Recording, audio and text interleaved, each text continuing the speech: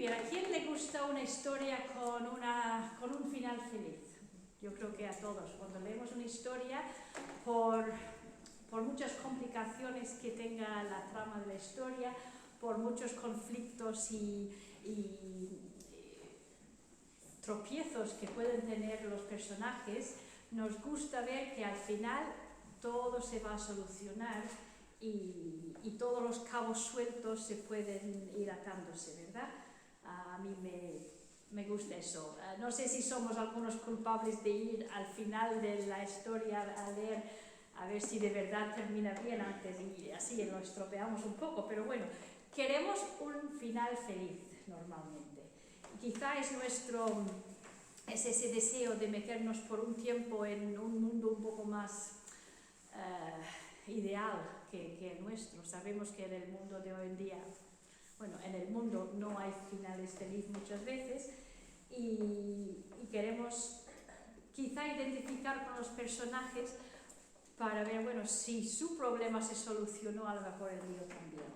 Y hoy llegamos al final del libro de Ruth. Me da un poco de pena de terminar.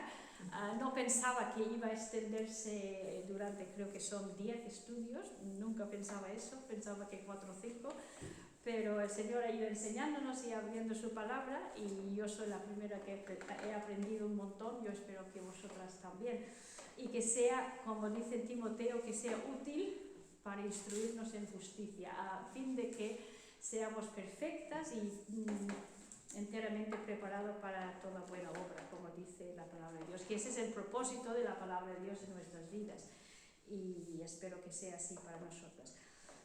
Entonces, un final feliz.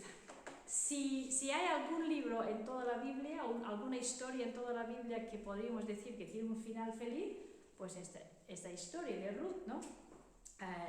La historia de amor entre Boaz y Ruth, la historia del regreso de Noemí a su pueblo y a su Dios. Para estos 3 personajes, por lo menos, parece que todo termina bien.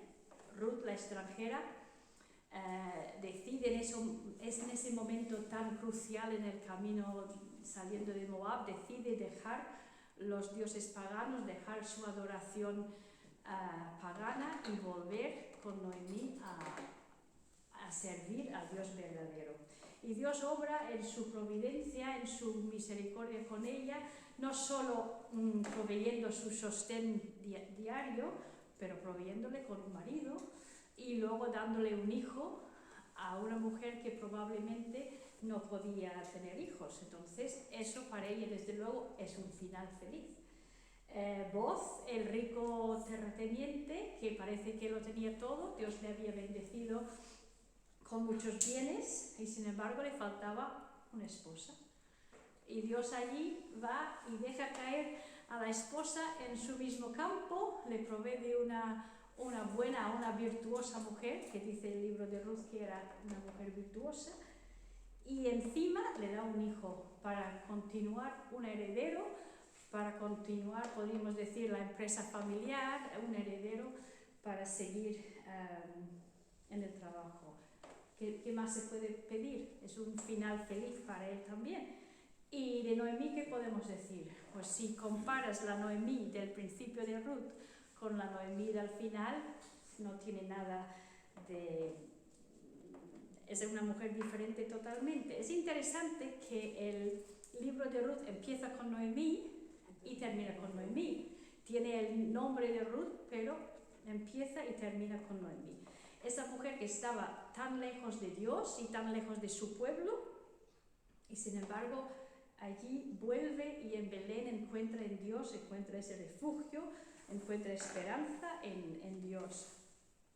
Viene a Belén una mujer afligida, una mujer amargada de cómo la vida le había tratado y se vuelve al final en una mujer bendecida y satisfecha. Si nos damos cuenta, el libro de Ruth empieza con una referencia a la muerte. En el versículo 3 y 5 del capítulo 1 habla de la muerte del esposo de Noemí y en el 5 de los hijos de Noemí. pero al final, ¿qué tenemos? En los últimos versículos tenemos el nacimiento, tenemos una referencia a la vida por el nacimiento del niño de Ruth y Boaz.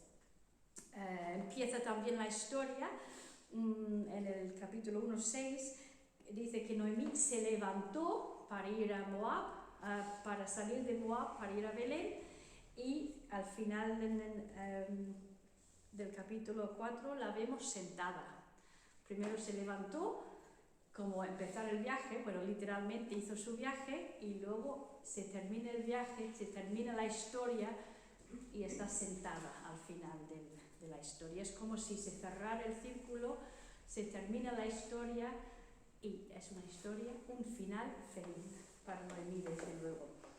Pero el caso es que no se termina el libro en el versículo 16. Quizá nosotros lo hubiéramos terminado allí. Pero ¿cómo termina? Termina con una genealogía, ¿vale? Y Dios decide no terminarlo allí, Dios decide poner esa genealogía al final. ¿Y qué nos dice esto? ¿Qué nos dice esta genealogía al final del libro? Me parece a mí que Dios está diciendo que la historia no ha terminado, que esta genealogía, voy a decir esta palabra 50 veces y voy a decirlo mal porque me cuesta decir genealogía, y si estoy nerviosa me tenéis que aguantar. Me parece es como si fuera unos puntos suspensivos al final del libro que está diciendo para continuar, se continúa. Esta historia no ha terminado, el final no ha llegado todavía. Si miras la genealogía, empieza con Fares, como unas 7 o 8 generaciones antes de Obed, el niño que acababan de tener Ruth y Boaz, y luego va hasta David. Y ahora el propósito no es solo colocar a Obed en el tiempo para que nosotros sepamos exactamente en qué tiempo vivía, es más que eso. No solo es ponerle en el mismo linaje que el rey David, que eso sí que es mucho, pero yo creo que hay incluso mucho más ahí, porque como está en la línea de David y todo lo que implica el rey David, significa que esa misma línea va a continuar hasta ¿quién? Hasta el mismo Mesías, hasta Jesús mismo.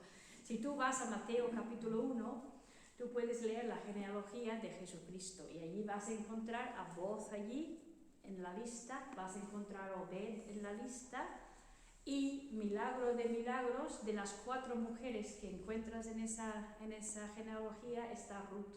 Y eso demuestra la gracia de Dios, la misericordia de Dios en toda esta situación, porque ella, la moabita, la extranjera, está hasta registrado en ese linaje. ¿Te has preguntado alguna vez por qué hay tantas genealogías en el Antiguo Testamento? A veces nos complica un poco la lectura, ¿no? Llegamos a una de estas y quisiéramos a veces saltarla, o decimos, pues una lista larguísima de nombres, ¿qué me está enseñando Dios con esto? A veces no somos ni capaces de pronunciar los nombres. Pero, ¿por qué están allí? Pues desde Edén, desde el huerto de Edén, Dios prometió un Mesías, Dios prometió que vendría un Salvador. Y todas estas genealogías tienen el propósito de marcar la línea hasta llegar a este prometido, a este Salvador Mesías. ¿Luego te has fijado que después de Cristo no hay genealogías en la palabra de Dios? ¿No hay registros así? ¿Por qué? Porque ya que ha venido Él, ya no tienen importancia las listas, los linajes, las familias. Porque Cristo es el que cumple todas estas genealogías. Él es el final. Él es el final de la historia. Él ha cumplido y ya no hacen falta más. Así que Dios pone a este bebé Obed en esta genealogía, así al final del libro de Ruth, para señalar no solo al rey David, pero a otro bebé, a otro bebé que vendría muchos años después de la misma familia, de la línea de los reyes, de la línea del mismo rey David, pero un rey mucho más grande, mucho más importante, que podría ser cualquier rey de la tierra y del rey David, por supuesto. Y este bebé sería rey de reyes y señor de señores. Y sin embargo, sería como significa el nombre de Obed. Obed significa siervo, y de esta manera está señalando al otro bebé que nacería, que sería el siervo con mayúscula. No vino como rey y como señor, vino como un bebé, vino como un siervo. Un bebé pequeño, indefenso, que lo vemos en una escena muy bonito, muy preciosa en Lucas capítulo 2. ¿Os acordáis de Simeón en el templo? Cuando María y José llevaron a Jesús al templo, Simeón estaba allí y Dios pensaba que era mío. Dios le había dicho que él no iba a morir antes de ver al Salvador. Y en ese momento, con Jesús en sus brazos, dice: ahora, Señor, despide a tu siervo en paz, conforme a tu palabra, porque han visto mis ojos tu salvación, luz para revelación a los gentiles y gloria de tu pueblo Israel. Este hombre mayorcito, que había esperado todos esos años para ver el prometido de Dios, y ahora lo tiene en sus brazos. Él había trazado todas las genealogías durante años para ver cuándo llegaba el Mesías, y ahora lo tiene en sus brazos. Tiene el fin de toda esa espera, el fin de todas las genealogías. Tiene a Cristo, tiene la salvación de Dios en sus brazos. Así que yo creo que el libro de Ruth no termina solo con un bonito final para los personajes que tenemos aquí. Termina con una luz que quizá en esta época, tantos siglos antes de Cristo, era una luz, podríamos decir, tenue, una luz un poco flojita, pero una luz que iba a brillar, a alumbrar por todos los siglos, una luz de esperanza a la espera del Mesías, y una luz que ahora en los brazos de Simeón es una luz que brilla con todo su fulgor. Ese es el fulgor de la gloria de Dios. Así que la historia de Ruth es mucho más grande que simplemente un matrimonio feliz, un niño deseado, una abuela contentísima. Eso lo es, pero es mucho más, porque termina con una señal a la gloria de Dios. Termina con la luz de Cristo. Cristo realmente es el final de la historia de Ruth. Y Cristo es el final de la historia tuya y la historia mía. Porque hay una historia mucho más grande que la que es nuestro pequeño mundo y nuestra pequeña historia. Y esa es la historia que Dios está escribiendo. Es su plan de redención, es la historia de Cristo mismo. Y si tú eres su hija, entonces tú eres parte de esa historia y yo soy parte de esa historia. Igual que Dios obró en las vidas de Ruth y Boaz y Noemí, organizando todos los detalles de su vida para cumplir su voluntad, pues Dios también hace eso en nuestras vidas para hacer su plan. Muchas veces nosotros estamos tan enfocados en nuestra vida, en nuestra, podríamos llamarlo, nuestra historia, que lo único que nos importa es tener un final feliz en nuestra historia. Algunos de nosotros hemos pasado a circunstancias difíciles, adversas, como Ruth, como Noemí, y queremos pensar que, bueno, después de haber sufrido, pues merecemos un poco de tranquilidad, merecemos que todo se solucione. ¿Os acordáis en la pandemia? Veíamos muchos cartelitos por ahí, por todos sitios, que ponía: todo va a salir bien. Ahora, eso es lo que queríamos, eso es lo que deseábamos. Pero, ¿qué seguridad teníamos que todo iba a salir bien? no lo teníamos. No podíamos saber, aunque lo repitiéramos 50.000 veces, todo va a salir bien, todo va a salir bien, como si fuera una mantra o algo así, eso no da certeza, no tiene ninguna base de que todo va a salir bien, porque hermana, no busquemos un final feliz en esta vida, porque no lo vamos a encontrar. Vivimos en un mundo de dolor, un mundo de pecado, un mundo de enfermedad, un mundo donde las vidas terminan golpeadas, heridas, por nuestra propia culpa y por la culpa de otras personas hacia nosotros. Pero la historia de Ruth nos invita a levantar nuestros ojos de nuestro pequeño conjunto de circunstancias y nuestro pequeño mundo a ver una historia más grande, que es la historia grandiosa, gloriosa que está haciendo Dios, que Dios está escribiendo a través de todos los siglos. Y esa historia es Jesús, esa historia es Cristo. Así que dejemos de perseguir un final feliz aquí en la tierra para buscar una eternidad mejor. Porque lo mejor está por venir. Yo creo que es lo que nos enseña esta última genealogía del libro, es que lo mejor está por venir. La historia no ha terminado. Lo mejor está en Cristo. Me hace pensar que somos a veces como un animalito que vive en un hueco de un gran roble. Y esa es su casita.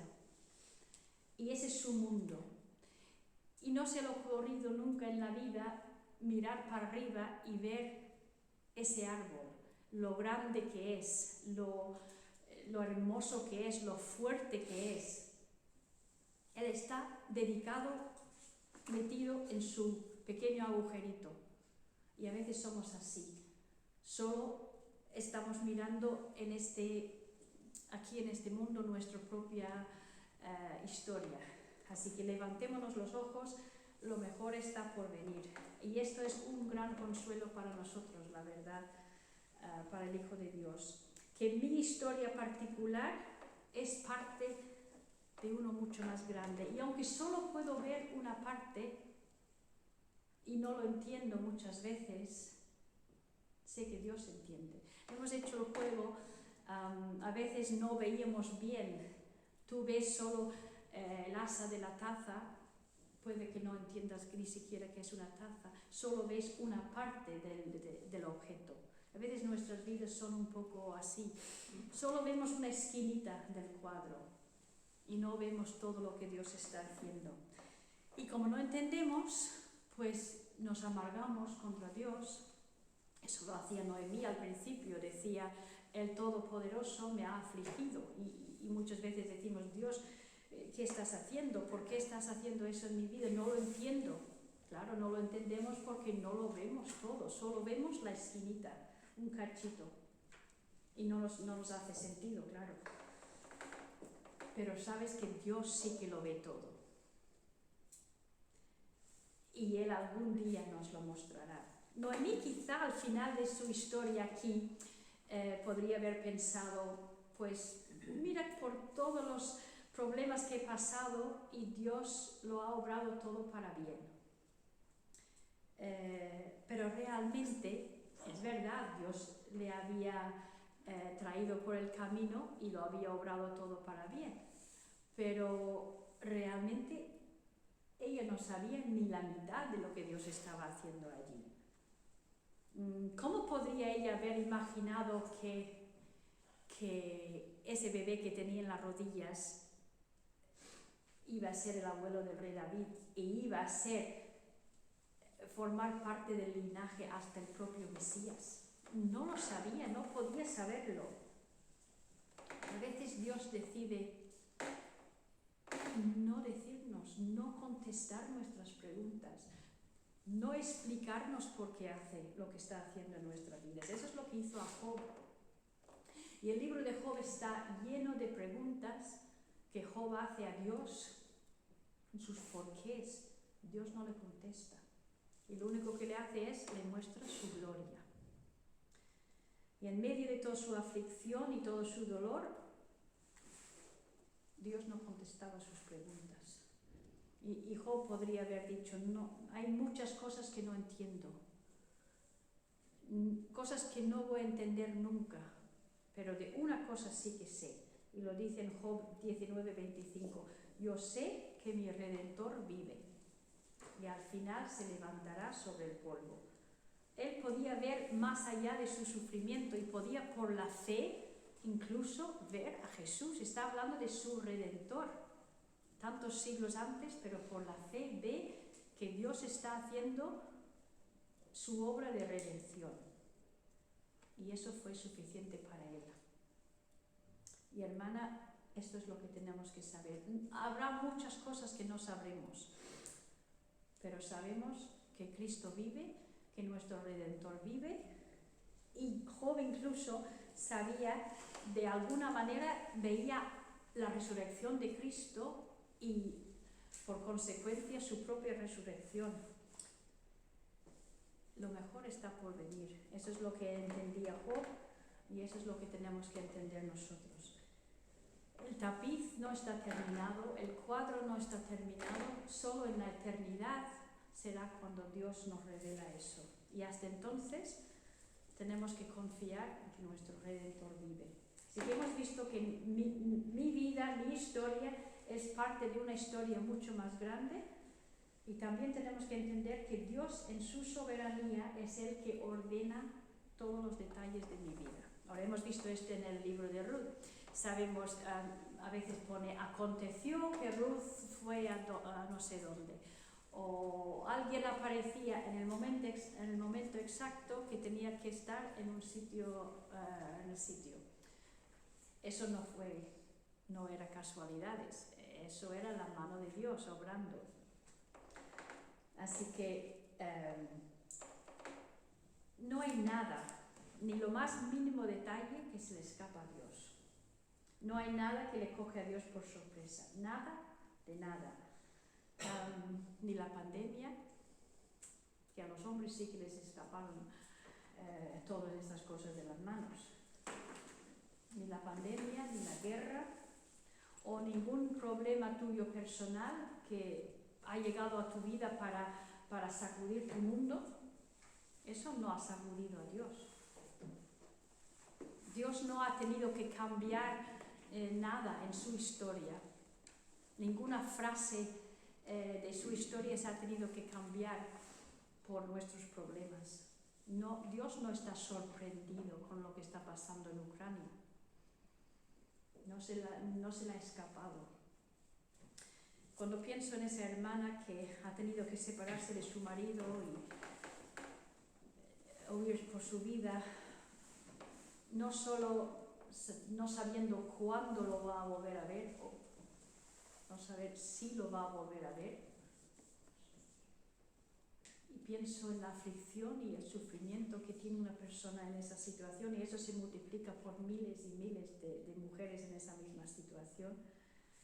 ¿Tú crees que eso a Dios se le ha escapado?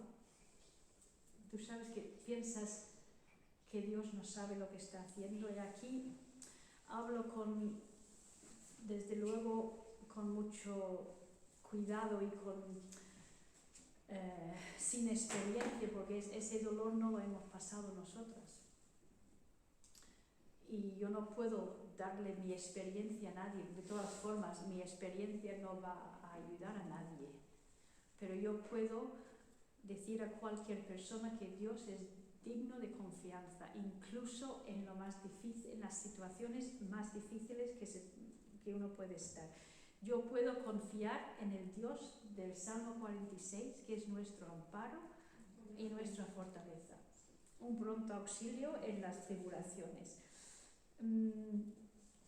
Ese salmo habla de que Dios es el que controla esos sacudidos de las montañas, esos temblores, cuando nuestro mundo está todo patas arriba, cuando las aguas braman, dice, cuando esos ríos amenazan con ahogarnos. Dios sigue siendo digno de confianza. Y el mismo que controla eso es el que dice, yo soy tu amparo y tu fortaleza. Y lo que me toca a mí, lo que te toca a ti es estar quieto, Lo que dice en el versículo 10 de ese salmo, estar quieto y saber conocer que yo soy Dios. Eso es lo que tuvo que hacer Job y es lo que hacemos cuando confiamos en Él. Porque esos temblores que vienen a nuestra vida, esas inundaciones que vienen, no son el final de la historia. Lo mejor está por venir. Eso no va a terminar nuestra historia. Y cuando levantamos los ojos y buscamos las cosas de arriba, lo que dice Pablo en Colosenses 3, creo que es el versículo 1, poner la mira en las cosas de arriba, entonces las cosas empiezan a tener otra perspectiva. Tendremos problemas, vivimos en un mundo, como hemos dicho, un mundo de problemas. Ruth y Noemí tenían problemas económicos, por eso se fue a Moab. Tuvieron la pérdida de un ser querido. Eso nos pasa a todos. Sufrieron soledad, sufrieron ansiedad, sufrieron la viudez, la infertilidad. Son problemas de nuestro mundo, son problemas que todos de una manera u otra pasamos. Pero cuando confiamos en Cristo, Él es nuestro amparo y nuestra fortaleza en medio de los problemas. Y son suyas las alas debajo de las cuales hemos ido a refugiarnos. ¿Os acordáis de ese versículo tan bonito que Ruth se había ido a refugiar debajo de las alas de Dios? Y debajo de las alas de Dios es donde vemos las cosas de otra manera, donde Dios nos enseña que esta leve tribulación momentánea produce en nosotros un cada vez más excelente y eterno peso de gloria. Dice de gloria, incluso en las tribulaciones hay gloria. Porque lo mejor está por venir y Cristo es el final de nuestra historia. Yo creo que la mayoría de nosotras pasamos la mayoría de nuestros días haciendo cosas normales y corrientes, cosas que a lo mejor decimos que no tienen mucha importancia, pero si estamos viviendo con la vista puesta en la eternidad, esas cosas normales y corrientes cobran un significado muy diferente, cobran un significado realmente eterno, llevan el peso de la eternidad con ellos. ¿Qué hay más normal que cuidar a una persona mayor? Ir a trabajar todos los días por pura necesidad y trabajar todas las horas que se podía trabajar, enamorarse, casarse, tener un bebé, son cosas normales, son las cosas que hacía Ruth en el libro de Ruth. Pero ella no sabía que Dios estaba tomando todas estas cosas normales de la vida y enderezando todo su camino, no solo para darle a ella una mejor vida, pero a través de ella hacer su plan de redención. Ella no lo sabía, ¿cómo lo iba a saber? Pero menudo peso de gloria que tenía ella. Y esta verdad realmente nos puede cambiar totalmente la perspectiva que tenemos en cuanto a la vida. Afecta nuestro trabajo, afecta nuestro matrimonio, afecta a nuestros hijos, nuestra manera de tratar a los hijos, afecta nuestras actitudes, afecta cómo pasamos el tiempo, cómo gastamos el dinero, simplemente todo lo que hay en nuestra vida ahora tiene otro significado. Aún en la cosa más sencilla podemos vislumbrar la gloria de Dios. Es una pequeña parte de la gran historia que Dios está haciendo y siempre está trabajando Dios, siempre está obrando para hacer su voluntad, aún en las veces cuando no podemos entender lo que está haciendo. Así que, hermanas, sigamos poniendo la mira en las cosas de arriba, sabiendo que un día sí que veremos todo el cuadro, ya tendrá sentido, porque el Señor nos mostrará el cuadro de nuestra vida terminado, que es una pequeña parte de su historia. Un día entenderemos lo que ahora quizá nunca podremos entender, que todo lo ha hecho bien el Señor. Como dice la canción, diré a los ángeles, ¿cómo? Al final de la jornada a los ángeles diré, Cristo mi camino dio, Y cuando miramos para atrás, todo se va a ver de otra manera. Y podemos decir a los ángeles, mira lo que ha hecho el Señor. Ningún ángel podría haber ideado un plan así, pero el Señor sí. Así que, hermana, lo mejor está por venir. En la casa de Jehová moraremos por largos días. Y no habrá final, ni feliz ni nada, no habrá final, porque habrá toda la eternidad para disfrutar del Señor. Así que te pregunto, ¿cómo será el final de tu historia? ¿Tu final será en Cristo? Yo espero que sí, porque entonces lo mejor está por venir. Vamos a orar.